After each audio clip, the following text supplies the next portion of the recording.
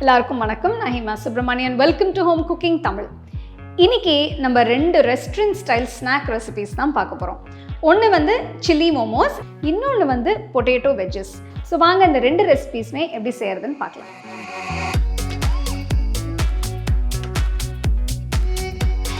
மோமோஸ் செய்ய முதல்ல மேல் மாவு செய்யணும்.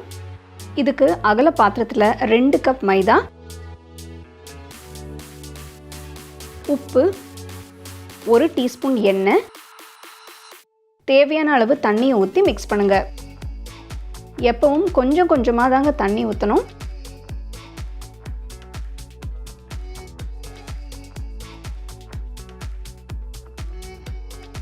மாவு திரண்டு வந்ததும் இன்னொரு 10 நிமிஷம் பிசைங்க.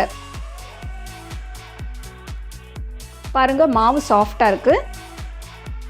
இந்த மாதிரி சின்ன சைஸ் உருண்டைகளாக பிரித்து நல்லா ரோல் பண்ணி எடுத்து வைங்க.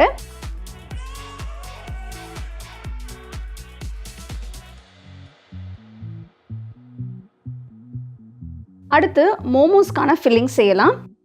இதுக்கு 1/2 கப் பொடியாக நறுக்கின வெங்காயம், 1/4 கப் நறுக்கின கேரட், 1/4 கப் நறுக்கின பீன்ஸ், 1 டேபிள் ஸ்பூன் நறுக்கின பூண்டு, 1 டேபிள் ஸ்பூன் நறுக்கின இஞ்சி, 1/4 கப் முட்டைகோஸ், 1/4 கப் குடமிளகாய், 1/2 டீஸ்பூன் உப்பு, கொஞ்சம் மிளகுத்தூள் போட்டு மிக்ஸ் பண்ணுங்க. இந்த ஃபில்லிங்க்கு காய்கறிகளை எவ்வளவு பொடியாக நறுக்க முடியுமோ அவ்வளோ பொடியாக நறுக்கணும். இப்போ ஃபில்லிங் ரெடி, எடுத்து வைங்க. மோமோஸ் செய்ய ஒரு உருண்டை மாவு எடுத்து தேய்ங்க.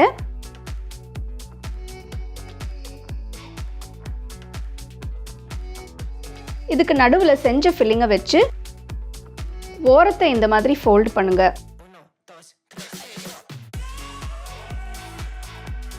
இதை நல்லா சீல் பண்ணி எடுத்து வைங்க.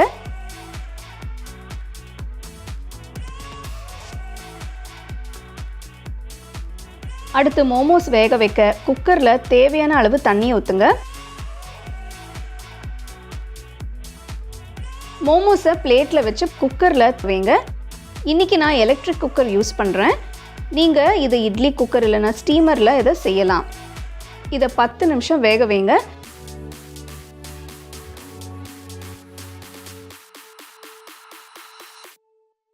மோமோஸ் எப்போ வெந்துருச்சோ எடுத்து வைங்க.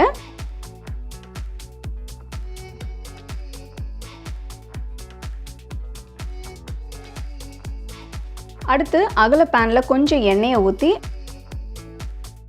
மோமோஸை ஃப்ரை பண்ணுங்க.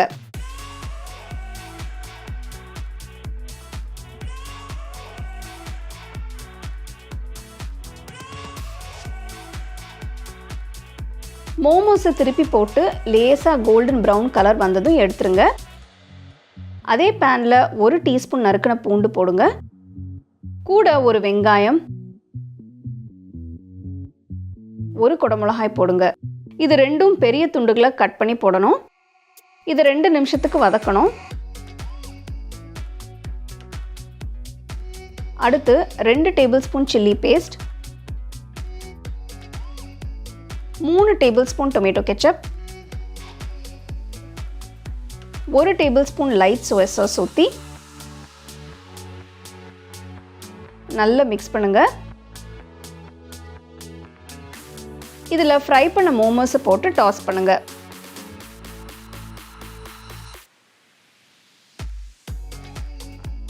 மோமோஸ் சாஸில் நல்லா கோட் ஆகணும்.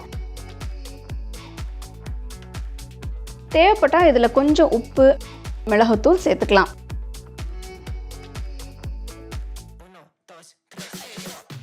சில்லி மோமோஸ் இப்போ ரெடி. சூடாக பரிமாறுங்க.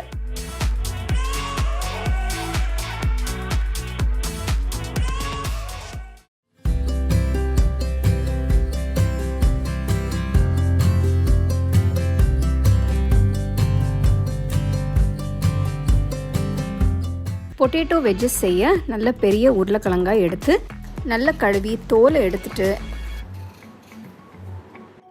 நீல வாக்கில் கட் பண்ணி தண்ணியில் போடுங்க. நான் எப்படி செய்கிறேன்னு பார்த்தீங்களா, இந்த மாதிரி செஞ்சால் கரெக்டாக இருக்கும்.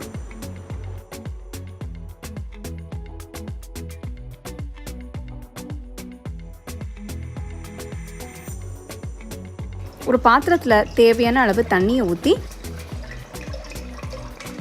1/2 டீஸ்பூன் உப்பு போட்டு நறுக்கி வச்சிருக்கிற 3 உருளைக்கிழங்கு சேர்த்து கிழங்கு 3/4 பாகம் வேகிற வரைக்கும் கொதிக்க விடுங்க. பாருங்க, நமக்கு தேவையான மாதிரி 3/4 பதத்துக்கு வெந்துடுச்சு.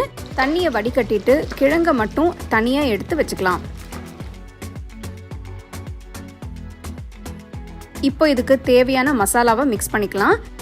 1/2 கப் மைதா மாவு,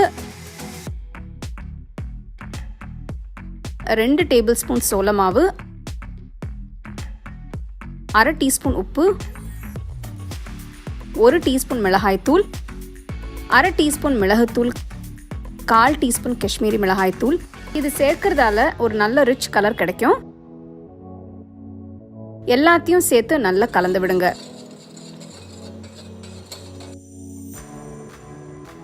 இப்போ நம்ம வேக வச்சு எடுத்து வச்சிருக்கிற உருளைக்கிழங்க இந்த மசாலா தூளில் பெரட்டி தனியாக எடுத்து வச்சுக்கலாம்.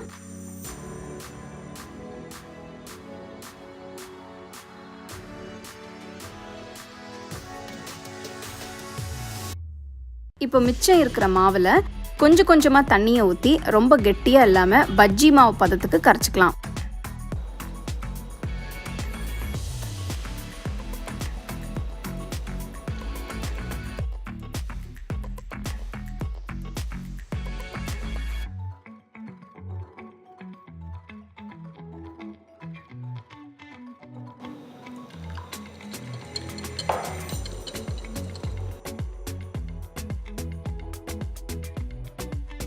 ஒரு அகலமான பேனை சூடாக்கி எண்ணெயை ஊற்றி நல்ல எண்ணெயை காய வச்சுக்கலாம்.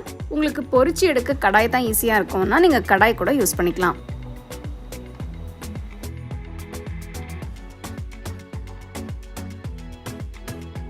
இப்போ ட்ரை மாவில் புரட்டி வச்சிருக்கிற வெஜ்ஜஸை ஈர மாவில் மறுபடி கோட் பண்ணிக்கலாம். காய் ஃபுல்லாக கோட் ஆகிற மாதிரி ஃபுல்லாக டிப் பண்ணி எடுத்துட்டு ஒன்று ஒன்றா மெதுவாக சூடான எண்ணெயில் போடலாம்.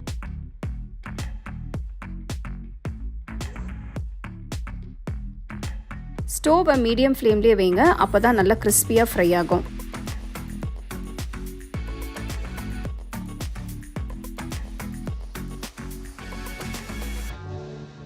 ரெண்டு பக்கமும் பொன்னிறமாகிற வரைக்கும் நல்லா பொரிச்சு எண்ணெயிலிருந்து எடுத்து தனியாக வைங்க. இன்னொரு பேனை சூடாக்கி கொஞ்சமாக வெண்ணெயை சேர்த்து வெண்ணெய் உருகுனதும் பொடிசாக நறுக்கின பூண்டு கொஞ்சம், 1 teaspoon chilli flakes, 1 teaspoon oregano சேர்த்து நல்லா கலந்து விடுங்க. இந்த பூண்டில் நம்ம பொரிச்ச உருளைக்கிழங்கு சேர்க்கும்போது ஒரு நல்ல வாசனை கிடைக்கும். உங்களுக்கு பூண்டு பிடிக்காதுன்னா நீங்கள் பூண்டை மட்டும் ஸ்கிப் பண்ணிவிட்டு chilli flakes, oregano, Italian seasoning சேர்த்து செஞ்சுக்கலாம். பூண்டு நல்லா பொன்னிறமாகிற வரைக்கும் வதக்குங்க. ரொம்பவும் கருகிட வேண்டாம். ஒரு 2லேருந்து 3 நிமிஷம் ஃப்ரை பண்ணால் சரியாக இருக்கும்.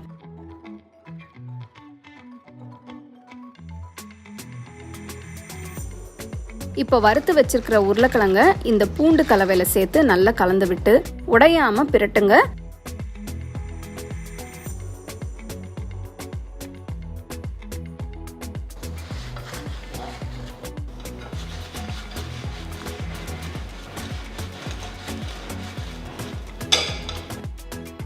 இப்போ லேசாக உப்பு, கொஞ்சம் மிளகாய் தூள் சேர்த்து டாஸ் பண்ணி எடுத்தீங்கன்னா கார்லிக் பொட்டேட்டோ வெஜ்ஜஸ் ரெடி. இந்த ஸ்பைசியான ஸ்நாக்கை நீங்கள் மேயோ இல்லைன்னா டொமேட்டோ சாஸ் கூட சூடாக பரிமாறுங்க.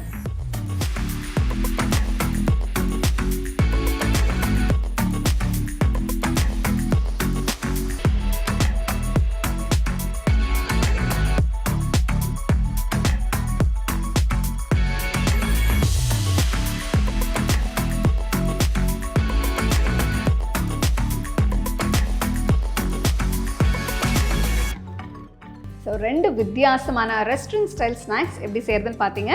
ஸோ இந்த வீக்கெண்ட் இந்த மாதிரி ஸ்நாக்ஸ் ட்ரை பண்ணி வீட்டில் சந்தோஷமாக என்ஜாய் பண்ணுங்கள். The second edition of our home cooking book is now available on our website 21frames.in. I'll give you the link in the description. You can go and check it out. The book is currently available only in India for now, so you can place your orders on 21frames.in.